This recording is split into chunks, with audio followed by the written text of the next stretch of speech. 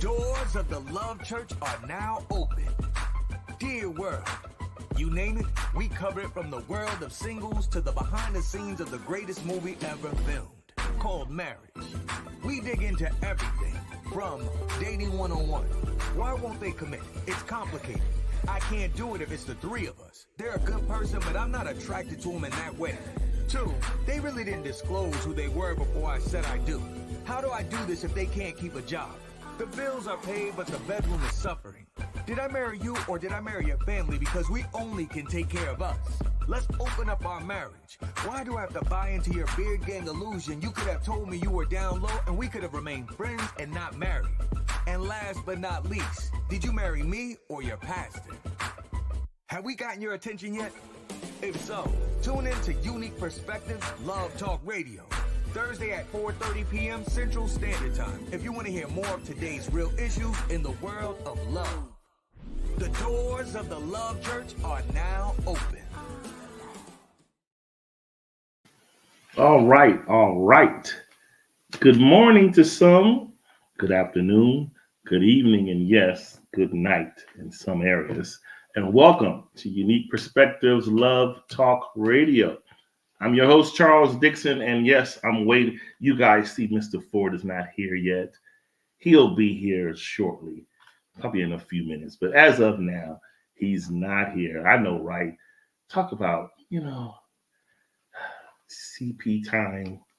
Anyway, he'll be here shortly, and we'll carry on with things as normal. First of all, I want to say hello to everyone. Shout out to everyone coming in the comments. I see Miss Chandra, Dion, Marlena. Shout out to you guys. Hello, having a great evening. Hope everyone is doing well. It's been a lot going on in the world before we dive into the show. It's been a lot of familiar distractions. There's been a lot of familiar changes. All of these things, the root of them all to me is distraction. So I hope everyone is remaining focused and not allowing this stuff to stress you out as it can. And, living our lives as we normally do. So, all right, I'll go ahead on and kick this off a bit. Let's see here. All right. Today, we're going to be focusing on the topic, the privilege of exclusivity. What does it like? Basically, we're going to break down what privilege in relationship looks like. Like, what really is it? Like, we hear it a lot, but everyone's version of privilege looks different. So, I think it's important to note that according to every specific person, let's just take for instance, going on vacation. Everybody sees vacation differently. Someone may go and this isn't no slight to someone, but someone may go and say, I don't stay nowhere else except for the Best Western. And someone else may say the Best Western, that's beneath me. I have to stay top of the line. I need to be sleeping in glass in the sky. Everybody is kind of different, right? When it comes to their style and things they expect. Well, it is no different in the relationship world. And so what I'll do is I'll start off, I'll read what I posted earlier in the week as the promo. This is what Mr. Ford normally does. I think he chose to be late on purpose because he didn't want to read. But anyway, all right. Here goes. The privilege of exclusivity. What does it really mean? Oh, wait a minute. Oh, hold on. Just hold 1 second. Here. Now, perfect. I hear like space sounds and disco music. What's going on over there? Anyway, while Mr. Ford is settling himself, I'll go back to reading before I was disrupted. The privilege of exclusivity. What does it really mean? You'd be hard pressed to find a person who would deny the opportunity of experiencing the amazing feeling of privilege, whether a special right, an advantage of sorts, an immunity, or VIP access and the like. The bottom line here is above standard treatment is the preferred model of life for many. That said, it is no different in the world of love, where we desire to feel the exclusive feeling associated with exclusivity in relationship. If I had to make an educated guess, I'd say the mass percentages of relationships that fail today do so because its participants are not experiencing the euphoric feeling of privilege, but rather the commonality of shopping alongside other customers in Walmart. What am I saying here? If there's not a distinction in exclusion, there is no reason to be exclusive. And if we're not experiencing the privilege, we are accepting the common. All right, all right. So I realize what you did, Adam. You waited on purpose until you could get to a point to get on the show and didn't have to read. Okay. Anyway. Wow. Wow. Okay. I just want to say, I didn't know you was gonna give me that much credit for such an elaborate scheme not to have to read. I mean, daggone it, bro. I had to make a dentist appointment just to get that done, huh? Okay, bad. Yeah, you had to play it off perfectly. How are you doing, man? How are you? I'm good. Got a good report from the dentist report. So from the dentist office and everything like that, everything's looking good. So yeah, we good. That's good. So just how we do. We didn't normally get a chance to do our backstage powwow, but before we go on, sir, yeah, is all minds clear with the direction we're going? We're speaking on today the privilege of exclusivity. Mm-hmm. So when you hear that, what comes to mind? Of course, we're relating this to relationships. Right. But when you hear the privilege of exclusivity, what comes to mind? The fact that, I think it's just common sense that everybody knows that when you're exclusive, that means you're just seeing each other and you're not including anybody else in the mix. It's just you and them.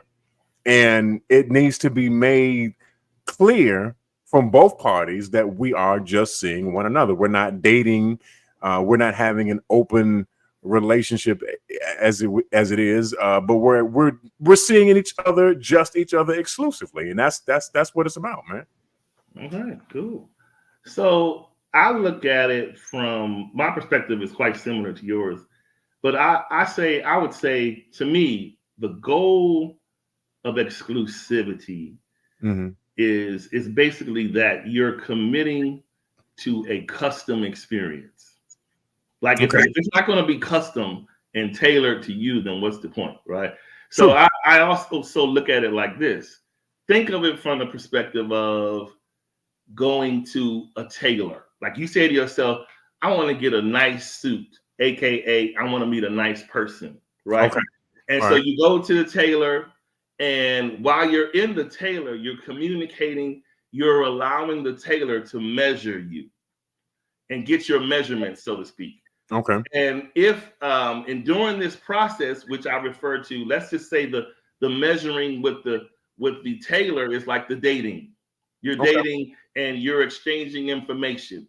And so if that information is retained and the person is paying attention and listening to what you're into, what you like, or what fits you, right?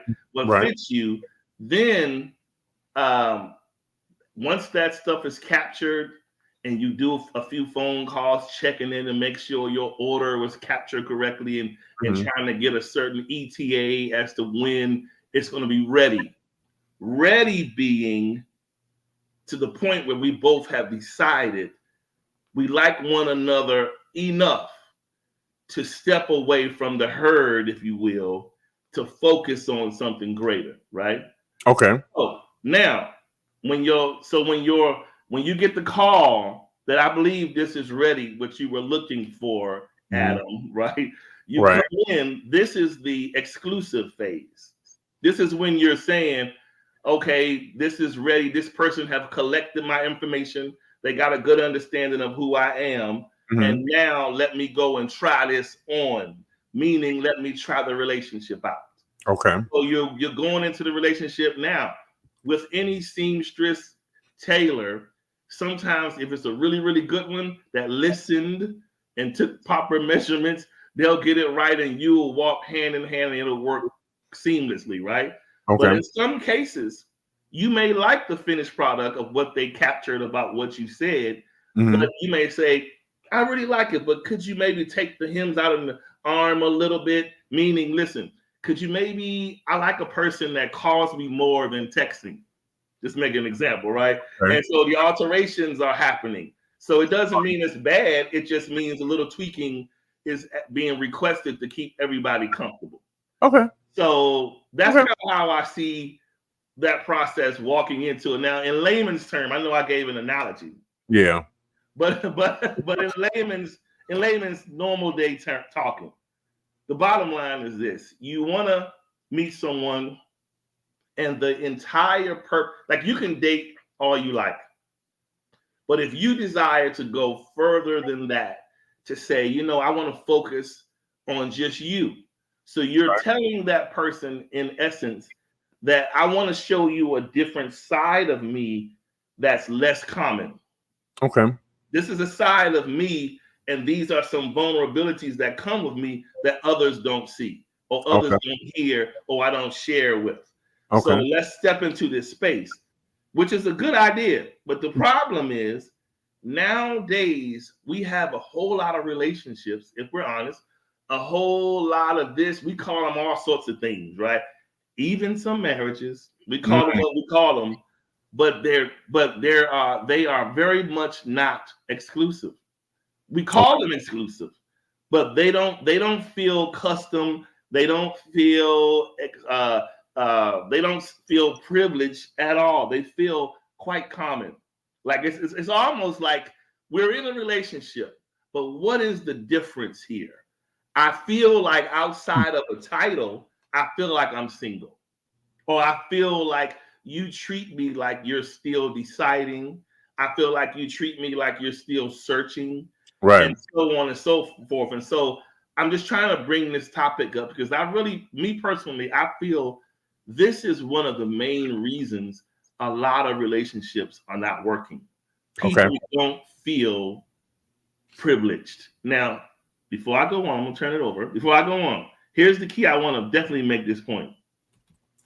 Someone giving you a privileged feeling and a custom experience is an amazing thing, but it is in no way an opportunity to just spell out all of your unrealistic expectations. See, sometimes there's that fine line where we start to saying, oh yeah, this is what I want to get, and you giving me this, and this feels great, and all of this, and I expect this, and I need this, and you need to be doing all of these things. And after a while, it begins to say, look, are we exclusive, or have we already said I do? This is how which one is it? So we gotta kind of, because some of these things, I promise you, it's a fine line when you commit to people, and when you start saying we're exclusive. Some of those actions, depending on where the people come from. Let me just say that really quick. Because there's a difference sometimes in escalated single expectations and escalated formerly married expectations.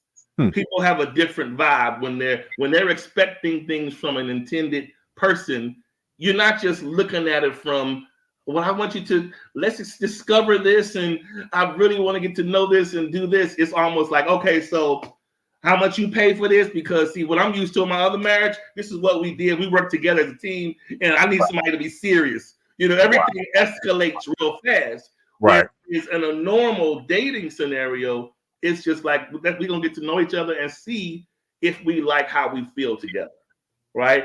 And it's escalated, but not as much. Not as much. So, and I think that's likely attributed to married people knowing, formerly married people, I don't want to say divorce, knowing what they were used to, knowing what works for them, knowing what they like, right? Whereas some married folks who may not have experienced that can still identify discomfort or pleasure. But if they haven't been married, there's some things they may not grasp. Right, it's just what it is. So I think that's a key thing. I think I've said enough. I'll go ahead and let you talk on this point. I mean, you could have kept on talking for real. Okay, so let me do this real quick. So Divorced is divorced. Yes, I'm formally married, but I'm a divorced man. Yes. Let's sit here and I don't, not that you were trying to sugarcoat it, No, for sure. but if you are, you are. Why would you try to be something different? You know what I'm saying? That life happened. Life happened. Yeah. You know what I'm saying? So it is what it is. So here's the thing. So I think some of us, and maybe this is a different discussion, but I think it is a part of this conversation. Some of us have to admit whether or not we want to be exclusive, and then along with that, do we really want to be committed?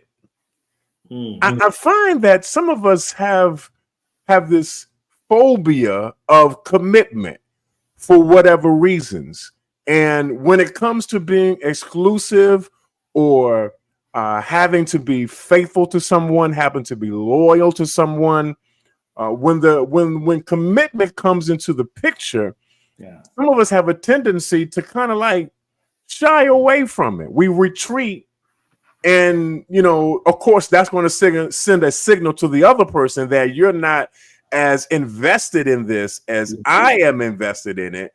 So, I would rather that we not be exclusive, that we continue to date other people and see other people.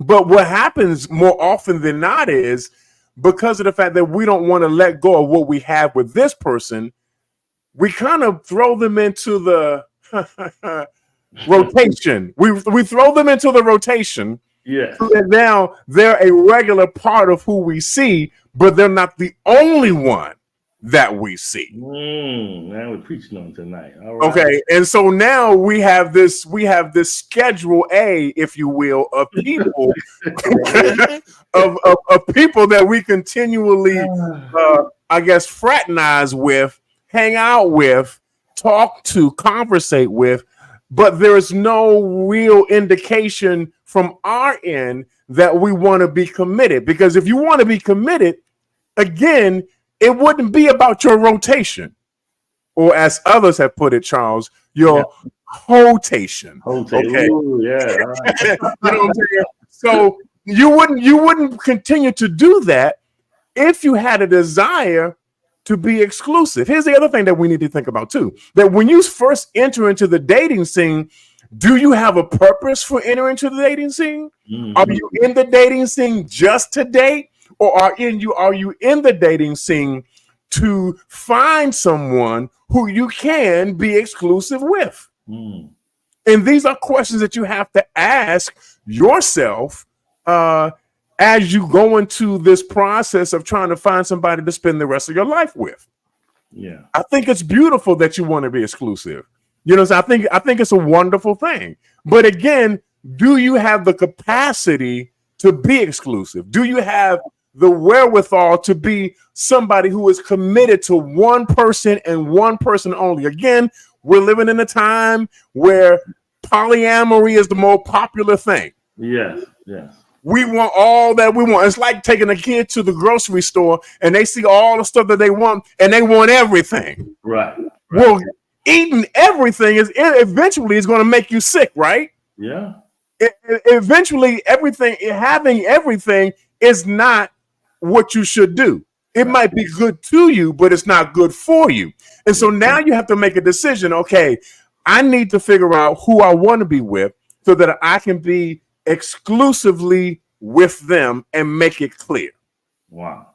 That's good. You know what I'm saying? I think in the points you made, to follow up on the points you made, I think the biggest reason for people, like when you were saying, you don't think as many people are as ready to be or should be committed based off their actions, is because a lot of people are stuck in the mindset of saying, yes, I would love to meet somebody significant, for real, serious, stand on, as they say today, stand on their business or whatever. But the bottom line is, no one wants to be played with. True. No one wants to be taken for granted. Right. But rather, what you really want is, you want someone who's going to be that's going to place honesty at the forefront. even if that honesty is a little uncomfortable. Now, let me say this. I still have my opinion about when you meet someone that's married, or let's just say that's giving you the story that they're separated, right? Mm-hmm. And when the common thing today is, hey, you know, they're gonna let you know they're attracted to you. You're not, you this, that, and the other. I like you. Right. I'm trying to see you and do this and this for you. So here's the thing. The trick is there's honesty because they're telling you they're married. They're telling you I live with this woman or this man, or Okay. this is what I got going on. What does that mean to you? So Mm-hmm. yes, thank you for the honesty. Mm-hmm. But it's in my book, it's dirty honesty because it's the truth, but what lies behind it is still not right. But you can't be exclusive with somebody who's already involved with somebody else. But guess what? That we make all of those things plausible. Wow. I mean, today we are in love and being faithful to somebody that got a wife and a husband. We are at home not seeing nobody else, going out with our friends, and they say you should go meet that person. No, he probably looking somewhere. I'm all right. That's okay. I'm just hanging out with y'all. Because you're committed to a whole nother woman's husband or a whole other person's wife. Like, yeah. That makes sense of that, but that's where a lot of these relationships are, and it's happening that way solely because we can't get over that thing they do or that thing that we like about that person. So we hold on to it and we make it proper. But at the end of the day, to me, it's just like, listen, people can give you the honesty that you can say, you can appreciate it, but it is also okay to say, I appreciate that honesty, but that's not something I'm looking for. Because at the end of the day, whether they were honest with you or not, it's still a ride that's not the best for you. Even if you think you look forward and that's what you're looking for, at the end of the day, it's not a good feeling the way we continue to put all the confidence in this flesh of ours to feel like to do all of this stuff and not feel anything. It's just unrealistic. And so to go back to the beginning of what you were saying, I think also, and added on to what I said about how people don't want to get played with or be taken for granted, it's important to just note that there is a distinct difference between someone coercing you into exclusive relationship or someone coercing you into being excluded. So excluded could mean I like you, I'm dealing with you, but I'm putting you right on over here on the shelf soon as you say you with it. Okay. You understand what I'm saying? Exclusive means action forward. Excluded means action halted, right? There's no action, it's just halted. Forward action progress is we're exclusively experiencing this privilege of one another together, right? And so that's where we have to get and say, look, you know, this is what this is. And, you know, you should, I know we are guilty of it. I know I've been guilty of it. We call ourselves in relationships and we're not allowing people the real privilege we know we can offer. We're giving them the bare minimum lazy versions of safe. It's like, I want to be in a relationship, but do I want to cross the line all the way?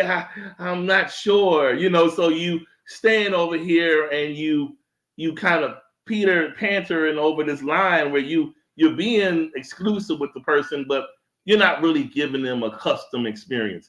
This is what I mean. Someone can walk down the street, if we're talking tailored, when you think tailored, you think custom to only you. Right. So it shouldn't look like I saw your suit in the store. Right? The relationship shouldn't be something off the rack. It should be something exclusive to me and you. So that's where we have to make sure we get. And I'm gonna say this real quick and then I'll pass it over. I'm gonna tell you something, and I'm only saying this, people, from a man's perspective.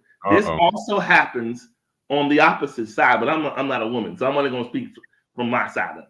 Right. I'm going to tell you, Adam, one of the most popular things that we do, and I'm talking about women in this instance, that to me is one of the most subtle digs in plain sight that make a man feel that can make a man feel from something feeling exclusive to something feeling common. And that is this. I don't know if there's any men out there in the world watching, but how many of you have received a beautiful selfie from your significant other or someone that you just recently became exclusive with? Now, without any warning, you like, man, this is a nice picture. Thanks for sending it. Like they might got their outfit on. Maybe they were out with their friends, whatever. They text you this picture. And then if you, in this day and age, 9 times out of 10, both of y'all are on social media, right? Okay. So here's where the deception happens. Okay. Text to my man a picture, or my guy, whoever I'm seeing. Here comes a picture. Then 2 minutes later, that same picture has gone to press. It's posted. So now it goes from the exclusive to the public. So it no longer feels exclusive. It feels like, oh, this is common. I don't feel exclusive anymore. Now I feel like my compliments don't hold as much weight as the fan base. So it's like the problem that could come with that is you have the man or the woman that's in the relationship with you doing the relationship work and looking for the ROI of privilege. Then you have the person who is still married to the audience, to the fan club. Yeah. And so they find themselves having to share the good to you and to share the good to them, because there's something they're getting from you. And then there is an attention, how do you say, I don't know how to say it, but there is this like rush that comes from the public attention, right? So it's like the person can tell you all day you look nice. And how many times have we heard people say, whether it be a man or a woman, well, I would rather you tell me it looked nice more than anybody in the street. Right. Yeah, you say that. But if that's the case, why do you send us both the picture at the same time? Do you care how I feel? Do you care what I think about what you got on or how it looks? Or does the world hold more weight? So that's what those are the things like that they're really small, but they're important enough that any man or woman experiencing it should pay attention, because it really means more than meets the eye. Like, we think it's something small. It's just a picture. It's just a selfie. No, it says I need something beyond you. That's what it really says. So yeah. No. Interesting. Very interesting. So here's the thing. So I guess what we need to start asking is, and this is gonna have a couple of facets with it. So I guess one of my questions that I want to ask is, in our endeavor to find the one, that relationship that will fulfill us, that relationship that will go on forever, I wonder how many people do we actually have on the shelf? How many people are we actually entertaining simultaneously?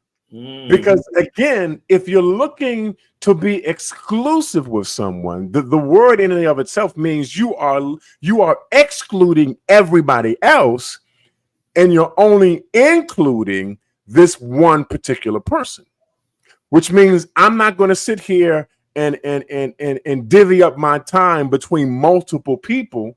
I'm going to give all my time to this one person, and we are going to make this work. So how many people are you really juggling at one time? Are you dating multiple people at the same time? Let's have a real honest conversation today. Yeah. Let's be honest about this. Yeah. You're on the dating scene and you're dating. You know what I'm saying? Okay, you're out there, you're doing it, and you find out possibly one person that may check maybe 6 out of the 10 boxes that you have on your list. Right. You know, but then you find another one that checks only 3, but they do this 3 particularly well. But then you find another one that checks 7 out of the 10, Ooh. but they don't really look that good. They, you know, they all right. They all right. They all right. They all right. Bargain bin. That type of discount. Yeah. So my question is, are you willing to risk all of the others for the one that you really are looking for? Or do you find, as Charles has already kind of talked about, you find safety in the multitude of people that you're entertaining, which kind of keeps you from being exclusive? Yeah, that's it. Or unless your thinking is that I'm being exclusive just to these. Oh, Lord have mercy. We just gonna be exclusive. The 12 people that I have in my rotation, the tribe. This is my tribe. I'm loyal to my tribe. Yeah. Let's have an honest conversation about it. Yeah. Okay. And so here, along with that, you have to begin to think about how are you approaching this psychologically? Because I believe a lot of us are having to deal with social media in the respect of the fact that we like attention. Yeah. Yeah. We like to be paid attention to. Yeah. That is something that causes me to feel good about myself. I've got affirmation about how I look, and I see other people are liking the way that I look. And so they give me a thumbs up on it. They make comments in the comments section about how I look. And so I like this attention. Ooh. I don't want to give up this attention. This attention makes my day. It makes me feel good. It gives me a dopamine rush. Yeah, it's a validation of who I am as a person. And yeah, you make me feel good when you give me the likes and you send me the comments. Ooh, you so fine. Ooh, you so sexy. Ooh, you look good. But part of the issue with this that we have to address is, again, we have the multitude in terms of their attention, them paying attention to us versus the attention of just one person, that one exclusive person that we desire to be in commitment with.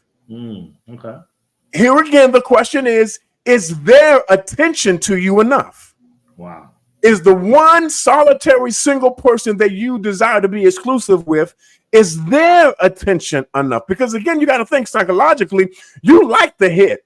You like the way it makes you feel when people give you likes on your picture. You like the way it boosts your ego and it strokes your id. It helps your persona, if you will, in terms of making you feel good about yourself because other people are making you feel good about yourself. Yeah. Yeah. Here's the last thing I want to throw at you real quick. So you are willing not to be exclusive, but you rather share yourself with so many other folk who only see you in this picture that you posted. So they don't really know you. Wow. They see the picture of you. Yeah. They see a video. Right. They see a video or a small snapshot of your best self in terms of how you present yourself. You got your makeup on, you got your hair did, you got your nails did, you got it all done. You know what I'm saying? You got your front lace on or whatever like that. And you feeling good about yourself. I got it going on. What's up, y'all? And so you feel more validation when you share yourself with others than when you share yourself with the one person.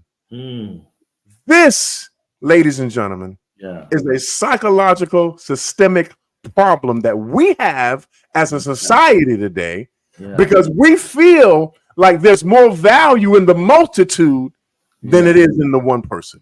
Yes. That's a real. I didn't come here to upset somebody's apple cart. I'm just saying we got to get to the heart of the matter. You want all this attention from everybody else. So when it comes to having a personal relationship that you want to be exclusive with somebody, you find yourself at an impasse because it's a conflict of interest for you. I got to give up the multitudes for the one. Oh, wow. I mean, listen, what you described and what really when I look at it, what it looks like to me from afar is a lovely insanity. There's a Wow. lovely insanity happening. It's because you'll find many people that will tell you, like, just about, let's just say you could be in any social setting. Mhm. And if you're a guy or woman, you talk to someone, and the first thing they'll be like, you be like, so you seeing somebody?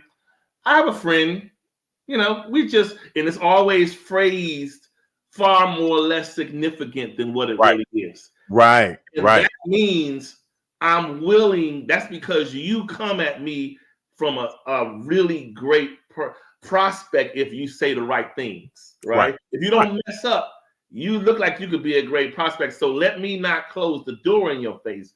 Let me Mm. give you a little bit of hope here. So Right. I'm not going to all the way lie, but I'm not going to tell you how really deep in I am, right? Right. So I'm just Right. going to say, hey, oh, I have friends. I mean, I'm, you know what? I don't have time for games out here. I'm not even really seeing these people out here because I don't have time for it. They got too many games. But last week you had sex before you met me. Okay. Okay. You're going to meet so and so after you leave this date to see him. He's Right. not your man. She's Right. not your woman, Right. but she's your rite of passage. He's Yeah. your rite of passage. Right. So you can go do all this kind of stuff, but you come in this, you bring yourself as if you're stripped down and there's nothing in your backdrop when Mm. really it is. It And is. so Yeah. when I look at this whole thing, what I really see, if I'm being honest, we are linking, locking, and never leaving. Wow. That's all the thing that's happening. Okay. Link, lock, never leave. We Okay. meet people, we lock, we entangle, and we hold on to the person indefinitely. We don't Wow. really give them, we don't give them privilege, because the way we see privilege is, didn't I do that with you? And don't we do that frequently? And every now and again, I feed you, don't I? That's privilege. Wow. That's not privilege. That is somebody leaving, like on soul food, when they would go upstairs and leave the food outside the door of the old grandfather. Mm-hmm. That's what that is. That's not privilege. That's just giving you what's left over.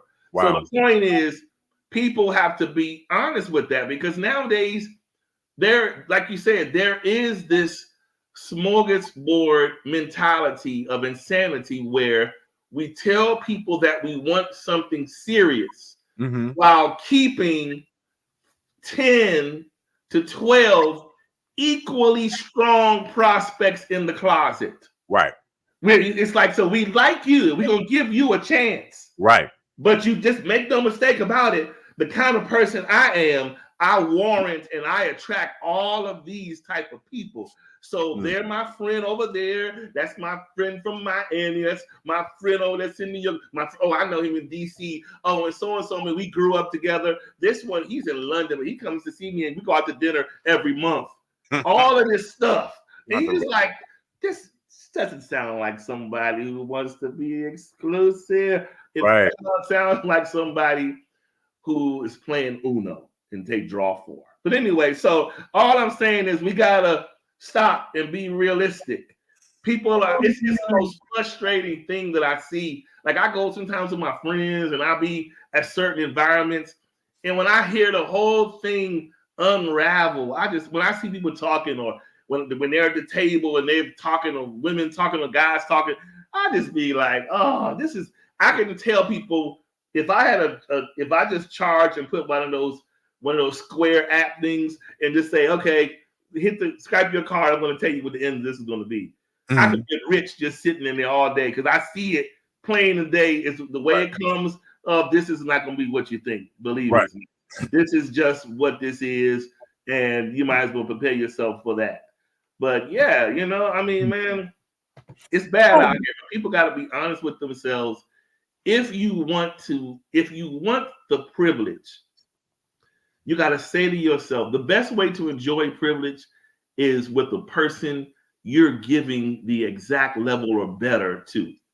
If you're giving them privilege, they're giving you privilege, and you both feel it, That's how it should be. Because nowadays we're calling exclusive sounds like a beautiful word, but it's trashy if you don't feel it. So it's like you need to feel that this is a privilege being in this relationship. And I don't mean it from an entitlement perspective. You should feel that custom touch associated with seeing that person. If not, then you wasting your time. You know what I'm saying? Yeah. So let's do this real quick. And I don't mean to make people upset with this conversation, but I make them upset. Go ahead, make them upset. I need to get to the heart of this. So I think part of the issue when it comes to being exclusive is that there's a risk of losing what I believe might have potential. So let's talk about that for a minute. Let's talk about the fact that a lot of us, when we get into relationships on a dating scene, that there is, so you're doing the whole, you're probing the person, you're asking them questions, you want to find out where they are and what they're doing, and so you disclose your information to them as well, and you both kind of like are sizing each other up. That's what you're supposed to do during the dating process. You're supposed to size each other up. You're supposed to see if there's chemistry there, if there's compatibility there. Are we walking the same path? Are we headed in the same direction? In the process of doing that, you also are assessing how much of a risk this is going to be in order for me to get some, how can I put this, profit out of it? How can I benefit? Because in the reality is that relationships should be beneficial. They should be equally reciprocal and beneficial for both people who are participating in them. But before you get to that part, you have to assess the risk. And here's the risk that I'm addressing in this particular aspect. And that is the fact that, again, if you are more inclined to have multiple people pay attention to you and validate you and give you your come ups and your thumbs up, then you're less likely to risk all of that for the one person. And this is where the problem is. We don't think it's worth the risk. We like the attention. Come on. Yes, let's be real. Come on, Charles. Let's be real. We do. We like the attention. Let's be real. We like the attention. We like when people like us. Everybody wants to be liked. Let's be honest. Let's be real human beings. Nobody does not want to be not liked. Everybody wants to be liked. Yes. Everybody wants to be liked. Everybody wants to be liked. I don't care how much of a hermit you might be, how much of a recluse you might be. Everybody wants to be liked. Okay. And so now we have the means for the whole world to like us. But the problem is that if I want to be with this one person who is saying to me, well, if you want to be with me, then we got to be with each other. And it ain't nobody else included in this. Which means I have to clear off my shelf, Charles, of all of the hold-ons, the replacements, the placeholder people that I've held on to for however many years I've been doing this dating thing.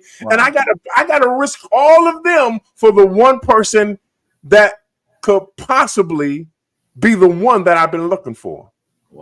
But in order to be with them, I got to get rid of all of these other jokers. In layman terms, and if we were in the 1990s, it would sound something like this. I got to give up my player ways and my player days. Become honest Abe. Come on, we got to get honest with this thing now. I can't be out here gigoloing no more. I can't be out here doing what I used to do. If I'm going to be with her, then I got to be with her, and I got to leave the rest of these people on the curb. But a lot of us don't want to do that. Here, y'all need to come on. Let's talk for real. A lot of us don't want to do that because we are comfortable with the multiples. We like it when people pay us attention. And it's almost as if the person who wants to be with us doesn't give us enough attention, or in other words, they are not enough. Oh, like I say, yeah. And we don't want to admit that. We don't want to confess that. We don't want nobody to hear that. Yeah. That the person that I'm with, I feel like is not enough. So in order for me to get what I need to function on a day-to-day basis, I need these 335 people that don't know me to give me attention and hit the like button for me. In order for me to live and do what I do, I need people to like me. Man, listen, that to me speaks out. When you're in love with the multiples, that says to me, I want to live a life that leaves me without any form of lack. Okay. So basically, if you have this endless supply of suitors, then in your mind, you really could care less what energy anybody gives you. Right. Because it's like, oh, that's how you feel today. Talk to you in 3 weeks. I'm going over here, and you're doing this, that, and the other because you can, right? And so, what I like to look at this that's happening today. Let's take it from a financial perspective. You have the good credit of somebody going into a bank and they're going to say, we're going to give you a line of credit. So all of the what did you call them? The plethora of people. Yeah. That's that scenario. The good I got good credit. I'm accepted everywhere, right? But in an ideal exclusive relationship, you would take your own money and your person, and both of y'all get a secured card. What that means is we get out of this what we both put in it. That's right. There you go. If you get the line of credit and you got all this credit and they giving it to you, yeah, you're glad and you're gonna call yourself being responsible. But as soon as that thing hits your account, well, I'm gonna go on out here and go shopping. I'm gonna get this, and you're gonna run that card up. But wow, when it's your own money betting against what you produce, right, you treat it differently. Yeah. And it feels better when you come out on the other side. Look, I'm not ashamed to say on tonight. I remember a time when, let's say on tonight, I was following the advice of the late Charles Dixon Sr., and I remember him having these credit talks with me on tonight. And he said, never despise secured credit cards. He said, with some of these great banks, he said, if you go into them, you ask for a secured card against your own credit, your own money. He said that before you know it, sometimes some banks do it in 6 months, some do it in a year, or next thing you know, they're going to say, Mr. Dixon, we appreciate your business. We're going to give you an unsecured card within this limit. You understand what I'm saying? But it comes with more of a gratitude because you put the work in for it. Okay.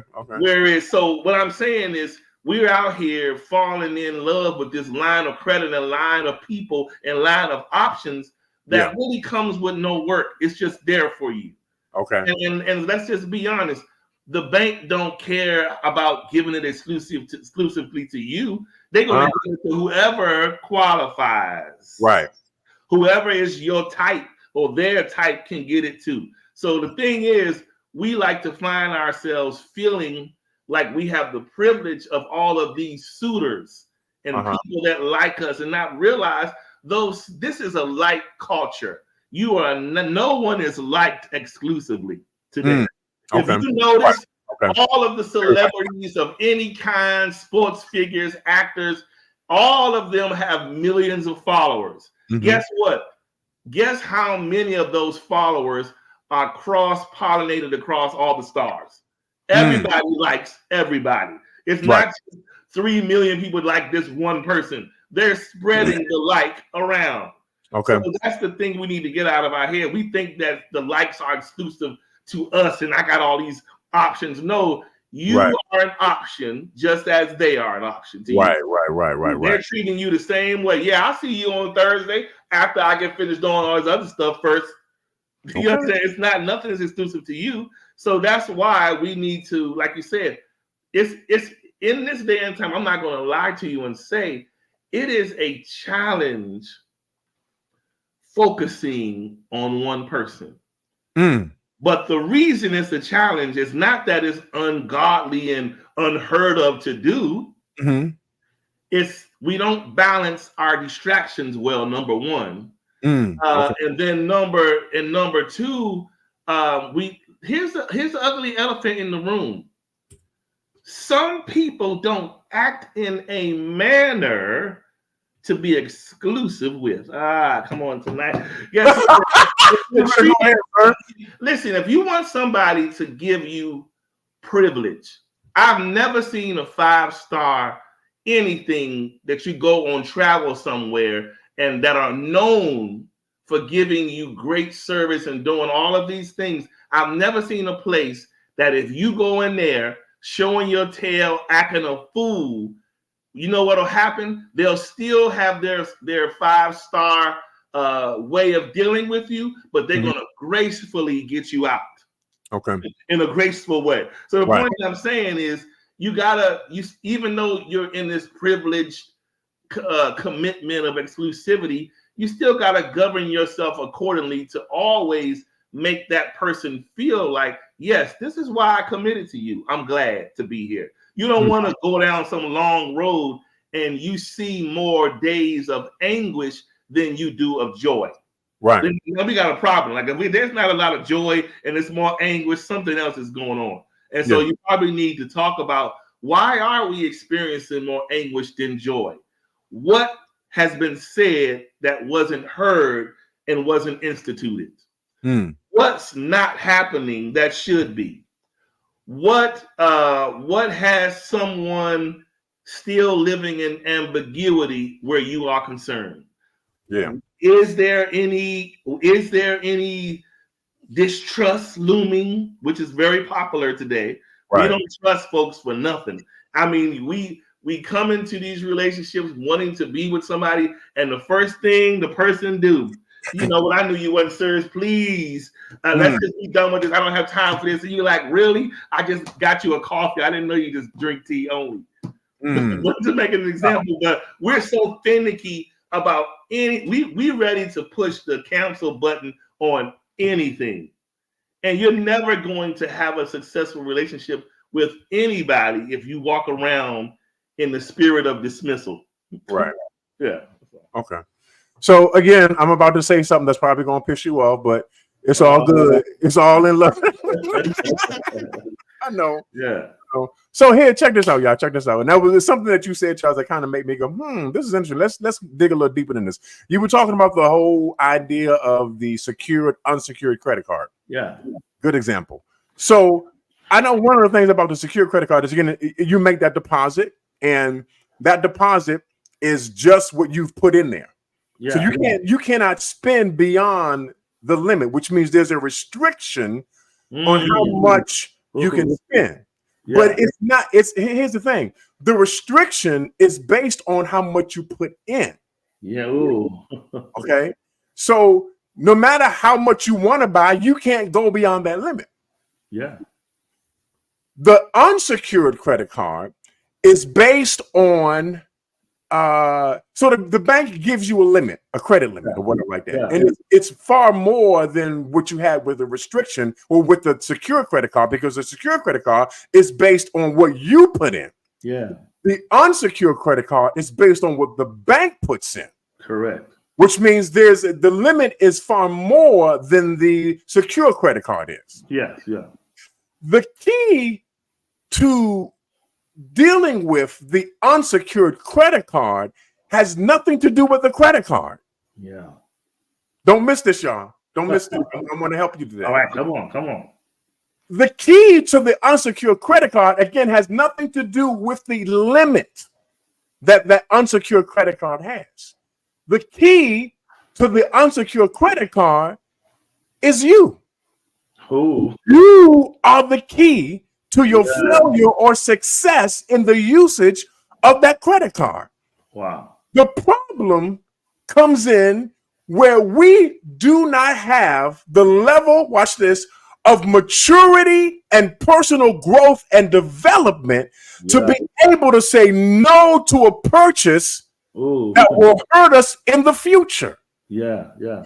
We would rather purchase what we want to purchase now, knowing that we don't have enough to pay it tomorrow. Wow.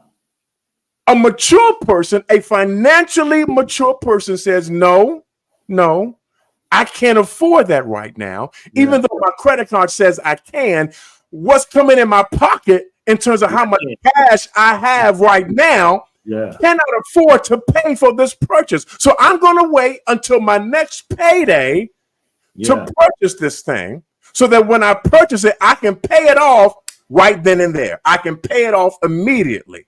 Wow. Okay. That's what a mature person says. An immature person says, hey, I got it. Let me go get it. Let me flaunt it. Let me let everybody else see what I got. Look what I got. Everybody, look what I got.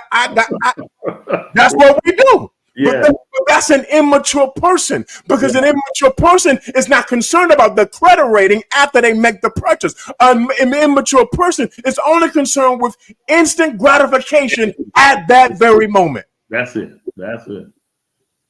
Here we go. I'm coming down your line. Here we go. Oh, brace yourself. When it comes to relationships, a mature person does not need everybody else's attention. A mature person only wants the attention of that one person whom they value. And they have no problem with being exclusive with the one person. Wow. Now, the multiple people had their moment, had their season. They had their time to make me feel good about myself. They had their time to promote my ego. They had their time to give me their likes. But now I have to recognize that the multiple throngs and plethora of people, their season is over now. And now it's the season of exclusivity. Time to switch it up. Don't confuse your seasons, ladies and gentlemen. Catch your season, know your season, understand your season when you're in your season. A mature person is able to determine this is the season for me to make a commitment to one person, to wipe off the shelf, to clear off the shelf of all the others that I've been dealing with in the past, and now to focus exclusively on one person. That is what a mature person does. So my question is to everybody that's listening right now, are you a mature person? Because I'll be able to tell whether or not you're mature or not. Because again, a mature person is not entertaining everybody. Come on here, y'all. Come on, y'all. Y'all got me here. I had to run from where I was to get here. Okay. They're focused. A mature person is saying no to the crowds. Yeah. But saying yes to the one person. Yeah. That's how you know you're mature. Because you're not going to do like a child. You know, again, we talk about this child thing. A child, whenever it sees something that it wants, I want that. I want that. I want that. I want that. A child literally wants everything that it sees. That's it. But has no concern whether it is good for it. It only knows what it wants at that particular point in time. It only knows what it wants. I see you. I want you. That's it. That's it. But a mature person is able to step back and assess the situation for what it is and say, you know what?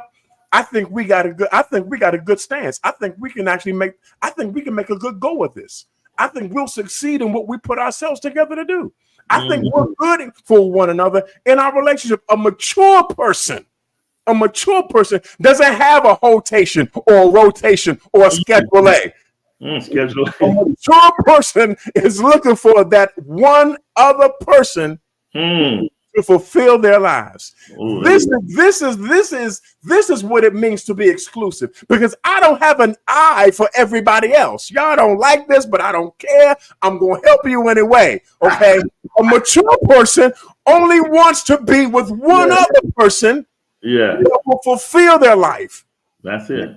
Okay. That's all I'm trying to get y'all to understand. So check yourself. Let's check ourselves. Am I mature? Am I grown up? Paul said it like this: when I was a child, I thought like a child. Yeah. I walked like a child. I behaved like a child. Yeah. But when I grew up, I learned to put away childish ways. Oh, Yeah. you're not gonna like this. Y'all not gonna like this. Some of us are still behaving with childish ways by having the rotation of people that we have, by still Mm, having the shelf filled. See, mm. this is indicative of a childish, immature person who continues to have throngs and throngs of people validate what they do. Yeah. All I'm saying is check your maturity level. Check your maturity level, y'all. Let's check our maturity level. Where's our maturity level at? Yeah. That's all I'm trying to say. That's all I'm trying to say. Right, preaching on today. You know, really quickly, and then we'll get to Bruce has a question. Hold that question, Bruce. We coming. So you know, at the end of the day on tonight, you know, it's important to always know, and I'll say these really fast. No one is secure unless they're secured.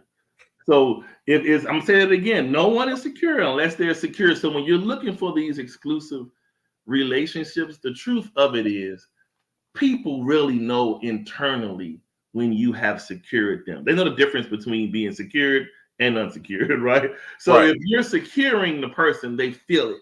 And a healthy relationship will in turn, you're going to feel the reciprocation of it, right?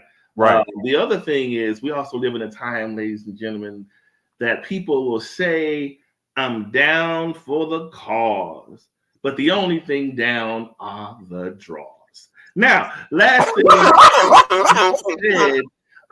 is you got to look at exclusivity this way. Look at it like this. When you go to your favorite upscale high-end restaurant, the restaurant is right here. You see the Horseshoe Parkway. You see the gentlemen in their nice black attire standing out in front of the restaurant. So exclusivity and privilege is I pull up. Oh, we were waiting for you, Mr. Ford. Come right here. We got you. Don't worry. We'll take care of everything. Just let us know when you're done, and we will pull your car right around. Okay. Common says you pull up to the restaurant and you see that parking lot almost a mile away, and you go over there and you park with everybody. Do you understand what I'm saying? Right. So the relationship should feel VIP-ish between the two of you. I'm not saying unrealistically, but in a realistic exchange between the two of you, the best way to do it is to work towards making each other feel like, man, being with you feels like VIP. It shouldn't just feel common. It should feel like this is the reason why I said yes to you and vice versa. And to be honest, if exclusivity is done right, that's what carries you over into the next phase of commitment in most cases. A lot of relationships stall in the exclusive department is because, to be honest, people aren't honest with their disdain for one another. It's comfortable, and I can say I have somebody. So rather than move on and do this, that, and the other, I'll just remain. But you really got issues, right? And the thing is, you got to say, this is what I always say, people don't like to hear this. We fuss and we fight about how we are treated or lack thereof.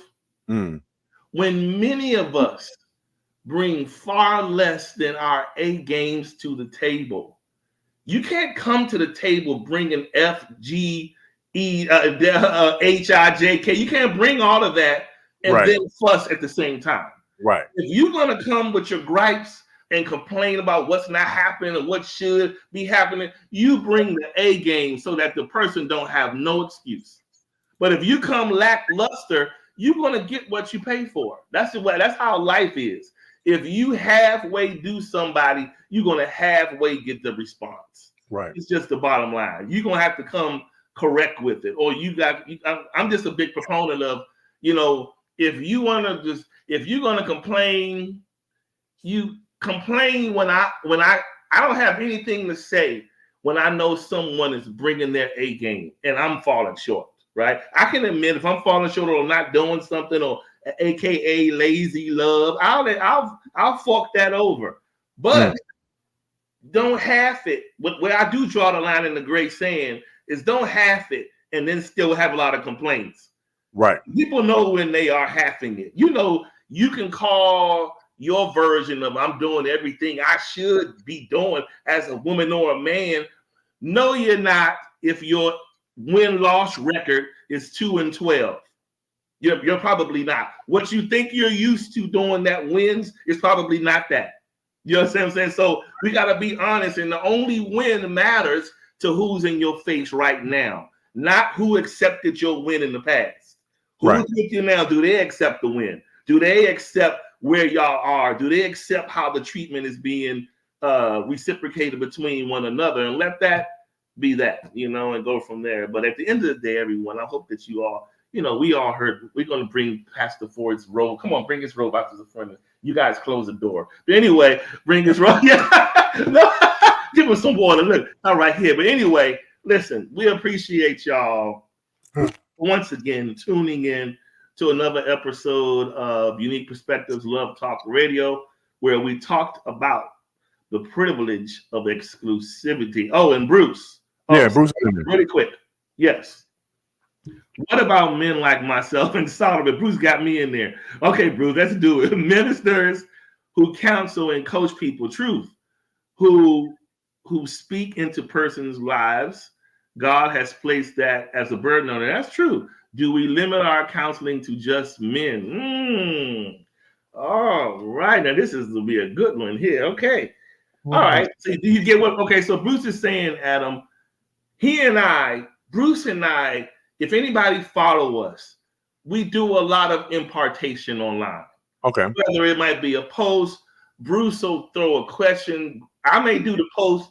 Bruce does a lot of the live, not lives, but he'll do more of the, let me tell you right now, this is what I see and feel today. Well, I might just do a post. He'll do something live and direct. So the both of our stuff kind of play off each other.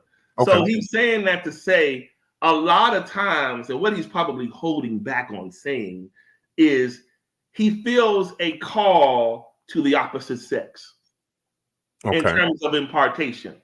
But he also, now don't get it twisted, Bruce and I both do touch on the male side of it. Now, unfortunately, a lot of men, as Bruce can probably say, men, we don't always partake when we should.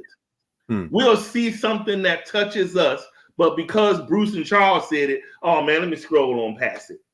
Unless it's something that touches something that they're dealing with, an insecurity or something they're not being heard at home, then they'll tap in. But you know who will listen? Women. Women constantly have an endless reservoir for knowledge. If you're going to teach, women are there for it. If they can learn something from you, they're there for it. So that's why I believe women stay a lot more informed than we do. Because we as men, a lot of times, we think we know it. We don't need to hear from nobody else. We beat our chest, just be quiet. Where the women are willing to get the knowledge, because in their mind, I want to learn where I'm falling and how I can be better to my guy or my husband, whomever. So women I believe, will do that a lot faster than some of us men. I'm not saying all men don't do it, but a lot of men do it. Okay. So what I will say, Bruce, though, because the key here is Bruce said the burden, that's two key words, the burden that God placed. And then he says, do we limit our counseling to men? I say it this way, and you can say what you want, Adam, after this. If you know, like as men, we know when somebody is legit asking a question and when somebody is throwing a fishing hook out there. It's a difference. Because the ones who are throwing the fishing hook out there, it's always, you know, I just want to know, why do y'all men do this? And in my mind, I'm always thinking, is this an urgent question of nature, or are you just fishing for some communication? Right. It's a difference, right? And we know there's those ones that play those games, because what they're really telling you is, I'm afraid to come to you in the straight and forward natural sense, but I'm not afraid to come like Jezebel and deceive you. So basically, what these DMs are backdoor hooks to try to deceive you out of whatever you're in. If you're in a relationship, if you're married, they're trying to get them hooks in you. So I think we got to be honest with ourselves, Bruce and I, and whomever else that may do the same thing. If you are engaging with someone in the DMs or wherever, and you know in your soul of souls, if I reciprocated this conversation, I could smash. You probably need to back up off. So the ones that you're really going to help, they're going to come to you kind of in pain, and they really want an answer.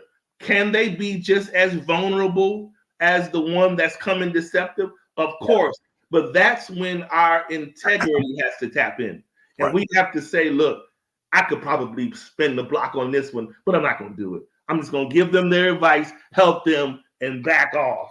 You don't know how many times, Adam, I done got the DMs, and unfortunately, on my side of the town, some of the DMs. If I had to be honest, out of all the questions and answers I posted, I would say probably 30% of them felt like they were sincere.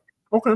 70 was, I saw your post and my cousin wanted to know, can you answer this question? Like, what are you doing? You're wasting my time. But anyway, so you got to be able to know the difference, but it's out there.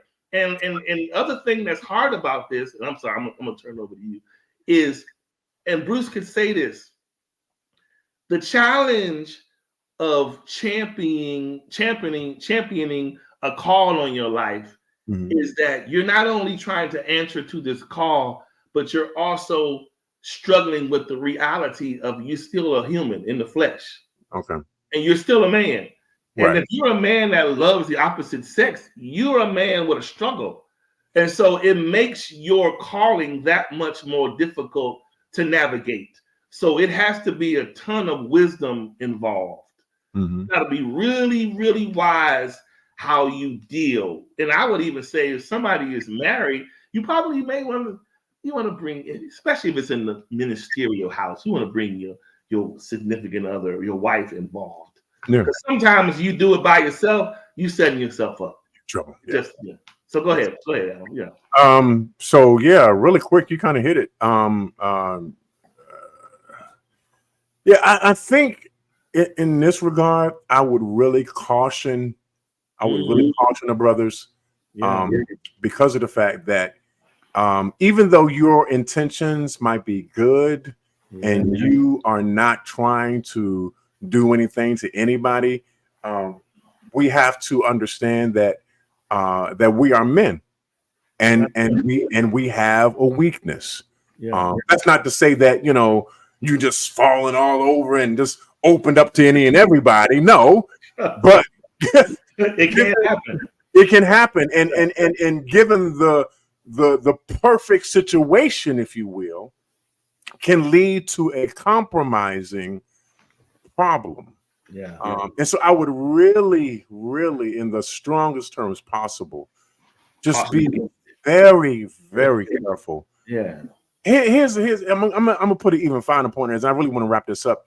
Okay. Especially if you're single and you're not married. I'll say that. So when I was pastoring on the East Coast and I was married at the time, and whenever a female woman would come and ask for counseling, particular thing, I would always make sure that my wife was with me. I never counseled any women by myself ever. Wow. Because that's just not smart. That is like the dumbest thing you can do to yourself. You're putting yourself in a compromising situation. Don't do it. As far as DMs are concerned, again, I would be out. Listen, y'all. Listen, I'm just going to give you some practical stuff. This real talk. Just be careful because a lot of people, unfortunately now men and women, are not looking to get help. Ooh. They're not. Let's be honest. They're not looking to be helped. They're just trying to hook you. That's all they really want to do. They're not looking to help. They're not looking to be helped. They're looking to hook you in. Well, they want to be helped, just not in the conventional sense. No. Well, yeah.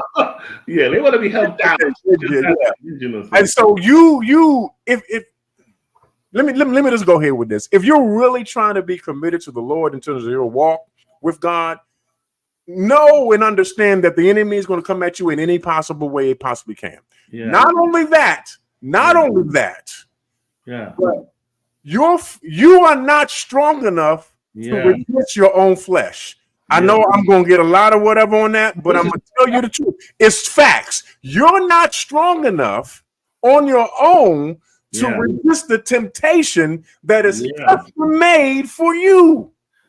Listen, you speaking to the choir. Let me tell you, this is the precise reason, and Bruce probably can, and anyone else attached to my page can probably attest to the fact of this is precisely why I severely scaled back.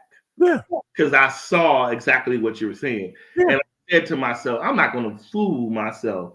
And there's a scripture in the Bible that says, can a man take fire into his bosom and not be burned?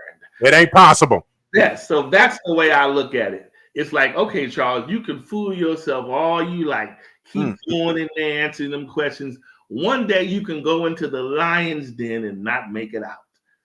As a matter of fact, on another show, I'll tell the story. There's a time I didn't make it out. But anyway, look, he's still in there, y'all. He's still in there. I didn't make it out, but I had to. I'm telling you, this can happen. You keep playing around and thinking that you can handle all these situations, and nothing more will get a man in trouble than someone in love with your mind. Remember that, Bruce. Nothing to get you in trouble more than a woman in love with your mind and how you think. Right. People think it's other things. No, that brain is the biggest aphrodisiac. So you got to look out for that. And so you got to be careful. Again, I'm just gonna wrap this up real quick. Just be really careful. I really do admonish you. Here's the thing, though. So there are other things that you can do if you're trying to help the opposite sex, Bruce. You can definitely write a book. Definitely, think about that, going in that direction. Of course, I know you already got your podcast going and everything. I know you did write a book at one point. There are other things that you can do to mitigate your exposure that will put you in a vulnerable, compromising situation. It's not that you don't want to help, but your help has to be in such a way that you don't hurt yourself. Because often when you're trying to help somebody, you end up hurting yourself if you're not careful. So you got to make sure that you take the necessary precautions in terms of what you're doing, that you are actually helping the person at not at a cost to yourself, that is not costing you to help somebody else, that is not hurting you to help somebody else. So that's important. That's good stuff, man. Yeah. I'm gonna put a sign out there and say DMs closed until further notice. But anyway, but you gotta do what you gotta do, man. Do what you gotta do. I'm not trying to be caught up in nothing. That's why I got all these stories now. I don't want any more stories. So anyway, appreciate you guys for tuning in. Usually we'll see you next week, 4:30 p.m. Central Standard Time. And Adam, you might want to put your Cash App there. I did. I put it out there for her. She. I'm checking it right now. I'm checking. Let's see what it says. It says DC Social Services at Adam. I can't with you. I can't with you. Okay. All right, y'all. We'll see y'all here shortly. When just for a second, just a brief second on the Unplugged show. All right. Dear world, you name it. We cover it from the world of the singles to the behind the scenes of the greatest movie ever filmed, called Marriage. We dig into everything from dating 101. Why won't they commit? It's complicated. I can't do it if it's the three of us. They're a good person, but I'm not attracted to them in that way, too. They really didn't disclose who they were before I said I do. How do I do this if they can't keep a job? The bills are paid, but the bedroom is suffering. Did I marry you or did I marry your family? Because we can only take care of us. Let's open up our marriage. Why do I have to buy into your beard gang illusion? You could have told me you were on the down low and we could have remained friends and not married. And last but not least, did you marry me or your pastor? Have we gotten your attention yet? If so, tune into Unique Perspectives Love Talk Radio. Oh, all right. Now, Unplugged, and we're almost out of here. Mr. Ford, do you have anything to say on tonight to the people? We done said it all. We done kept the people on the line too long. We need to let them go. Okay, all right, church is over. Okay, you like Moses did and let my people go. look, says the disciple that showed up 10 minutes late. Anyway, whatever. Anyway, no, we appreciate y'all for tuning in once again. And again, if I had to say anything at all, let me back up. Let us all treat our relationships the way we expect when we pay for these VIP and exclusive experiences. We walk into them and we say, I want this. Oh, I need for this to be this way. So just imagine if we prepared our lives to be VIP for the person we commit to the same way to one another. That would be an amazing relationship from my perspective. Let's stop the half lackluster. Let's stop the lazy love. I'm not going to try enough. I'm going to keep a rotation. Let's just try to be in the spirit of solitude in one another and make this thing go round the way it's supposed to. Yeah. All right. Now, that's good enough? Hey, I didn't get a chance to say nothing ratchet. All right. You better let these people go. I know that. All right, y'all. Appreciate y'all for hanging in there. All right. Peace.